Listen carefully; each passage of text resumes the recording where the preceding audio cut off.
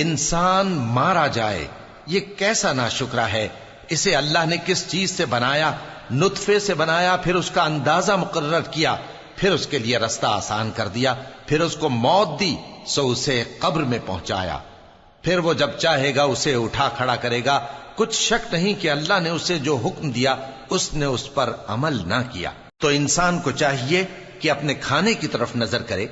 بے شک ہم ہی نے پانی برسایا، پھر ہم ہی نے زمین کو اچھی طرح پھاڑا، پھر ہم ہی نے اس میں اناج اگایا اور انگور اور ترکاری اور زیتون اور کھجوریں اور گھنے گھنے باغ اور میوے اور چارہ، یہ سب کچھ تمہارے اور تمہارے مویشیوں کے لیے بنایا۔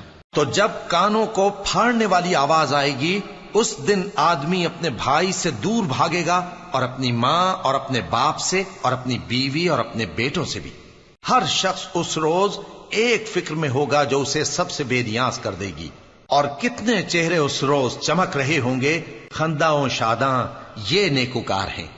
اور اس روز کتنے چہرے ایسے ہوں گے جن پر گرد پڑ رہی ہوگی اور ان پر سیاہی چڑھ رہی ہوگی، یہی لوگ ہوں گے انکار کرنے والے بد کردار۔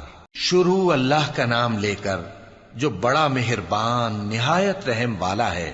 جب سورج لپیٹ لیا جائے گا اور جب تارے بے نور ہو جائیں گے اور جب پہاڑ چلائے جائیں گے اور جب بیاہنے والی اونٹنیاں یوں ہی چھوڑ دی جائیں گی اور جب وحشی جانور جمع کیے جائیں گے اور جب سمندر آگ ہو جائیں گے اور جب روحیں جسموں سے ملا دی جائیں گی اور جب اس بچی سے جو زندہ دفنا دی گئی ہو پوچھا جائے گا کہ وہ کس گناہ کے سبب قتل کر دی گئی، اور جب اعمال کے دفتر کھولے جائیں گے اور جب آسمان کی کھال کھینچ لی جائے گی اور جب دوزخ کی آگ بھڑکائی جائے گی اور جب بہشت قریب لائی جائے گی، تب ہر شخص معلوم کر لے گا کہ وہ کیا لے کر آیا ہے۔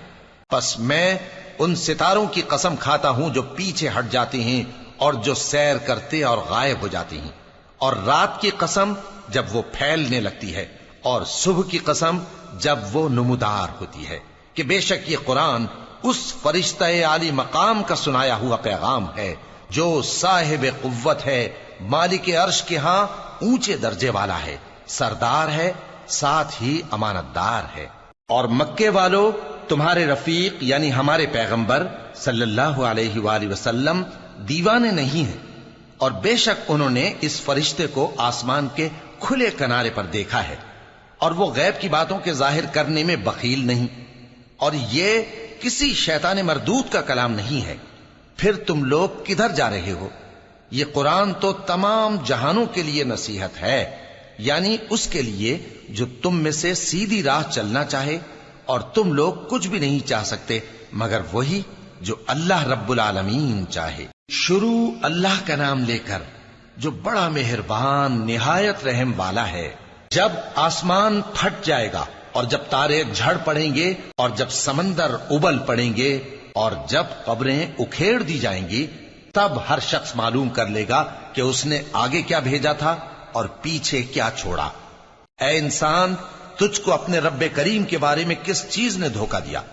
وہی تو ہے جس نے تجھے بنایا، پھر تیرے اعضاء کو درست کیا اور تیری قامت کو معتدل رکھا، جس صورت میں چاہا تجھے جوڑ دیا، مگر افسوس تم لوگ جزا کو جھٹلاتے ہو، حالانکہ تم پر نگہبان مقرر ہیں، یعنی معزز کاتبین، جو کچھ تم کرتے ہو وہ اسے جانتے ہیں۔ بے شک نیکوکار نعمتوں کی بہشت میں ہوں گے اور بدکردار دوزخ میں، یعنی جزا کے دن اس میں داخل ہوں گے اور اس سے چھپ نہیں سکیں گے۔